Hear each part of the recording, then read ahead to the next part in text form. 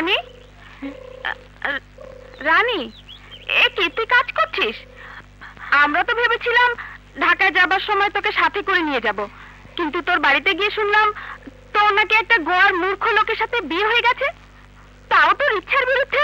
শুনুন, আপনাদের বান্ধবীকে খাটাচ্ছি আমি, আর যে মূর্খ গোয়ার লোকের কথা বলেছেন আমি সেই লোক। আমার নাম সুমন। আপনার তো লজ্জা হওয়া উচিত। কেন? একটা পড়াশোনা জানা মেয়েকে দিয়ে আপনি কাজের লোকের কাজ করাচ্ছেন। আচ্ছা আচ্ছা, যদি কোনো অফিসে আমার বউকে আমি কাজ করতে পাঠাতাম তাহলেই কি ভালো হতো? অবশ্যই, নয়তো লেখাপড়া করে কি লাভ হলো? দেখুন, নাকশিটকে কোনো লাভ নেই। আপনাদের মতো পড়ালেখা করা মেয়েরা যদি অফিস আদালতে কাজের পিছনে না দৌড়ে খেতে খামারে কাজ করত, তাহলে দেশটা কোথায় যেত জানেন? Oh my God! Now he's talking like Bangabandhu. Don't you call this name without respect? Consider yourself lucky that you were born in this free land. It is for him that you are calling yourself Bangladeshi. You should be thankful to God because we are working in this burning sun for your bread and cloth on your body. Now get lost and don't walk in this land again, your dirty feet. Get lost! Get lost! তুমি ইংরেজি জানো? জানি, যতটুকু পড়েছি মনে রেখেছি। পেটে ভাত নেই দেখে মেয়ে বাড়িতে চাকরের কাজ করছি, কিন্তু ভাত থাকলে তোমার বান্ধবীদের মতো চাকরানি আমার ঘরে পালতাম। ওয়াও রানী, তোর হাজবেন্ড তো আমাদের সবাইকে বোল্ড আউট করে দিল। ঠিক বলেছিস, রানীর কপালে আল্লাহ সত্যি স্বামীর মতো স্বামী দিয়েছে।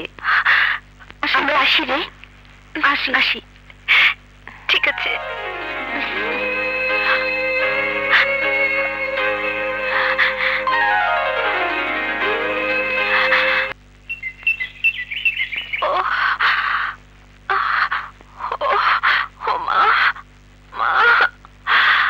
বৌমা, এই অসময় শুয়ে আছেন কেন? বৌমা, এমন করতেছেন কেন? বৌমা, বৌমা তো গা পুড়ে দিতেছে। কি হয়েছে বাবাটা? বৌমার গা জ্বরে পুড়ে যেতেছে, একটা কিছু করো।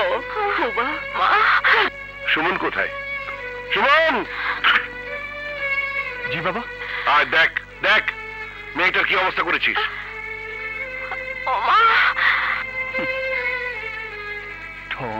কেন তুই খামাখা রান্নার উপর জুলুম করেছিস? ও বড় লোকের মেয়ে, নিজের হাতে কোনোদিন কোনো কাজ করেনি, আর তুই তাকে দিয়ে ক্ষেতের কাজ করেছিস। আরে দাঁড়িয়ে আছিস কেন? যা ডাক্তার ডেকে নিয়ে আয়।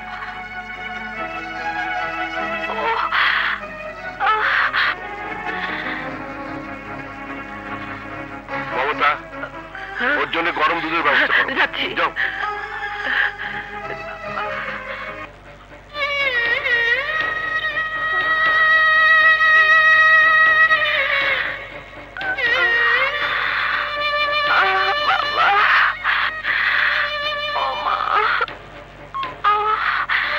আমি কি আপনার বাবা মাকে খবর দেবো? না না, বাবাকে না দেখে যদি আমি মরেও যাই তাই বরং ভালো।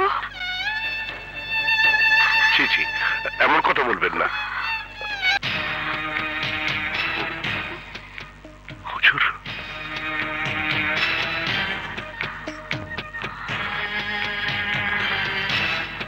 হুজুর,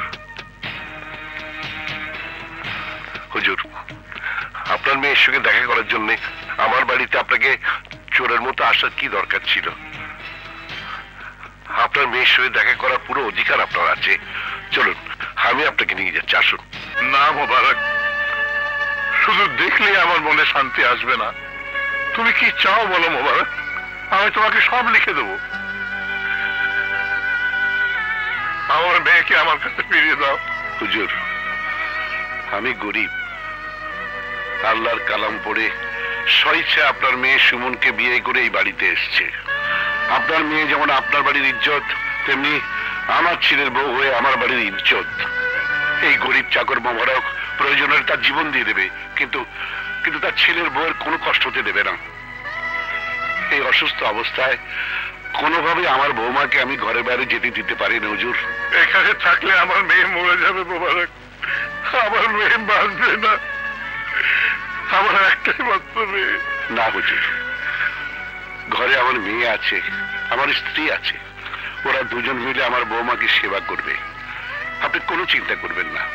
এই গরিবের ঘরে আপনার মেয়ের কোনো অযত্ন, কোনো অবহেলাই হবে না। চলুন, আপনাকে পৌঁছে দিয়ে আসি, চলুন।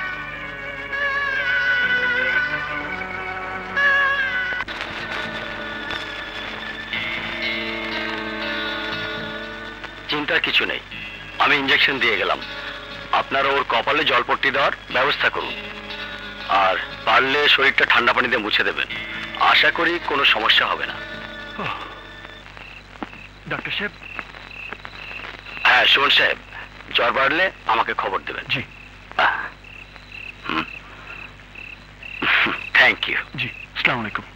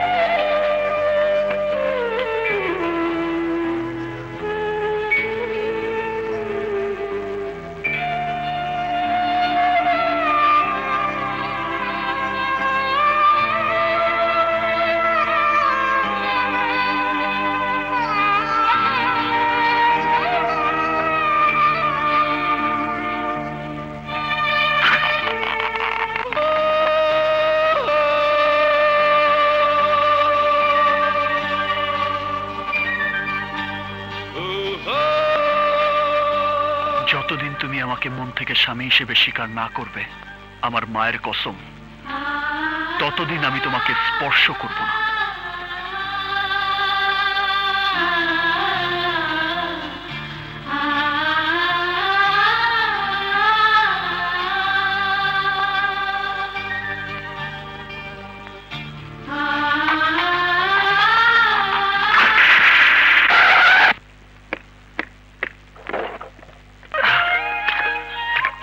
পানি দাও।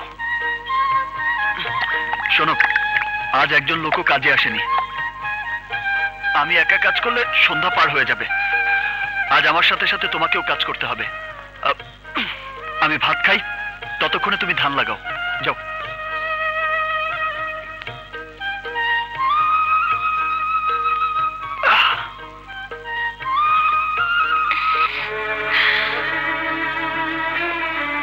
কি হলো, দাঁড়িয়ে আছো কেন?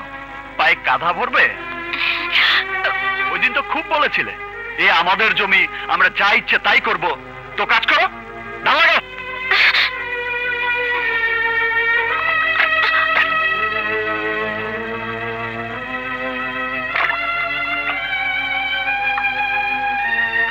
বড় মিয়া, জমিতে ধান লাগানোর সময় তো এসে গেল। কয়েকদিনের মধ্যে কিছু লোকজন নিয়ে খেতে ওই লাঙ্গল দিয়া চাষ করার ব্যবস্থা করি, কি বলেন? সাবধানে। কি করলেন মিয়া সাহেব, কাদার মধ্যে পা দিলেন? এই মেয়ে, এই মেয়ে এদিকে আসো। বড় মিয়ার পায়ে কাদা লাগছে, মুছা দিয়ে যাও।